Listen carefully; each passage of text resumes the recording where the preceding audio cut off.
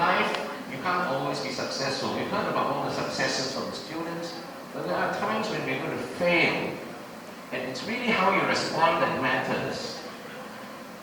In 1972, my Form 5 class had a historic, I think, Mr. Poon, I dare say never again, failure rate of 83%. You think about that, in a class of 40, only 8 people pass.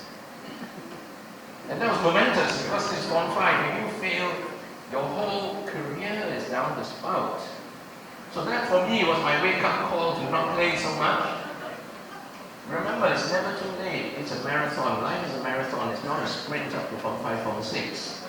And I remember when I was your age, I was wrecked with insecurities. There were exams up there, teachers scolding. What does the future hold? What will I be? Que sera, sera, right? Now, looking back over the years, this is my Form 5 class in which 83% failed. Now, you guys in your class, have you ever looked around you and said, you know, how do I rate among my classmates? I know there's some really smart ones, some really hardworking, some a bit stupid, some lazy, but many of us are really just ordinary guys in class. Only 8 passed, remember? Yeah? So looking back over the years, how did we do? So I'm going to show you a few colored arrows. The blue arrows just show the 5 of us who are boring doctors and dentists. Really boring, yeah? We did the traditional jobs.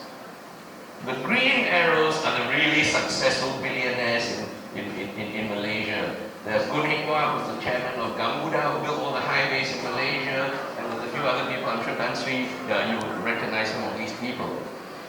The bulk of the others were the ones who failed the MCE paper, and they did very well. I think overall, yesterday I canvassed my friends, found out that all of them, they all did well. Now I really want to highlight the red arrow up there. The red arrow is my dear friend Yeoh, who self-professed as always the bottom of the class. If you're bottom of the class, is there any hope for you? Well, there is. Brother Lucian, who passed away just a few weeks ago, bless his soul, always was concerned with the quality of his class, and he didn't like to have poor students in his class, so the poor chap Yeoh was turfed out of his class and sent to a lower class. Can you imagine how that must have felt at that time? Yeoh, to his credit, went to do some jobs and then did a bit of accounting, and you know what, he ended up as the financial controller for a Russian oligarch.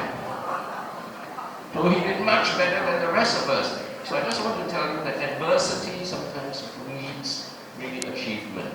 And so don't give up if you ever fall. You will rise again if you work at it. So on the sixth form was fun. We had a sixth form council, you learn to work with people.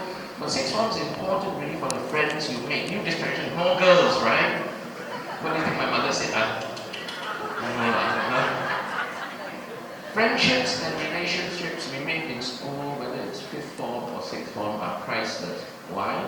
Because when you get into the working world, people are different. Everyone has an agenda. We have no agenda with my classmates, and in fact we meet every few years. This is my fifth form class or fifth form mates. We meet every few years, and some of the tycoons are there. They're not above us ordinary mortals. After sixth form, I wanted to be a lawyer. My dad said, no, law is bad. Bad practice, very dishonest. Politics even worse.